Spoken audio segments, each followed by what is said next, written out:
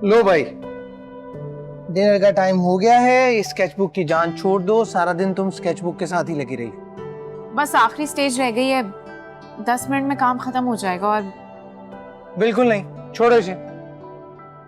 Lunch में मैंने अकेले किया था, तुमने मेरा साथ नहीं दिया, और अब डिनर में अकेला नहीं करने वाला। तो चलो मेरे साथ डिनर करो।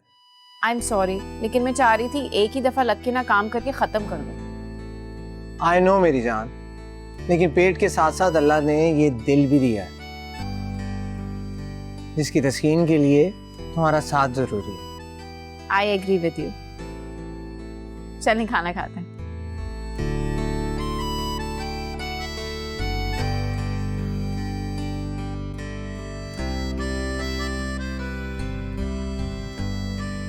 ये लो पहला निवाला हमारी मोहब्बत के नाम। अब मेरी बारी।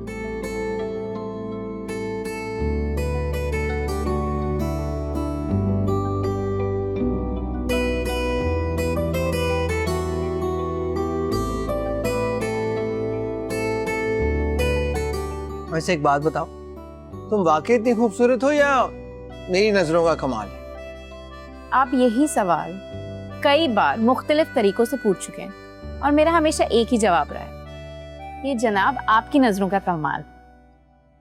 एक बात है, जो भी होता है ना सही वक्त पर होता है, और इस बात का एहसास मुझे आज से पहले कभी नहीं हुआ। क्या मतलब? मैं समझी नहीं।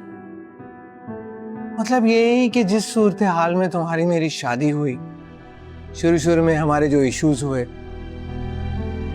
एक दूसरे से तनाव, और फिर आहिस्ता आहिस्ता हमारे बीच में जो मोहब्बत हुई, उसके बाद मॉम का यूं चले जाना और उस सदमे में तुम्हारा मेरा साथ देना, ये सारी कड़ियां ही तो हैं। अगर इन्हें तुम मिलाओ तो समझ आता है कि सब लिखा हुआ था, बाउंड टू हैपन। और अगर तुम ना होती तो शायद मैं भी मामा के साथ जिंदा दरगोर हो जाता। मैंने आपको कितनी दफा कहा है कि ऐसी फजूल बातें मत किया करें।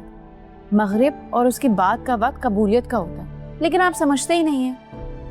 जी जी, मैं तो बस यही कह रहा था कि तुमने हमेशा हर बुरे वक्त में मेरा साथ दिया। जैसे ये जमीन आसमान के बगैर अधूरी है, उसी तरह तुम्हारी दूरी मुझे एहसास दिलाती है कि तुम्हारे बगैर मैं कितना अधूरा हूं।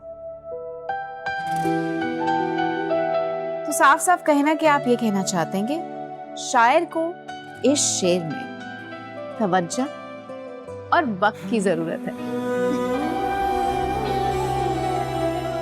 हाँ।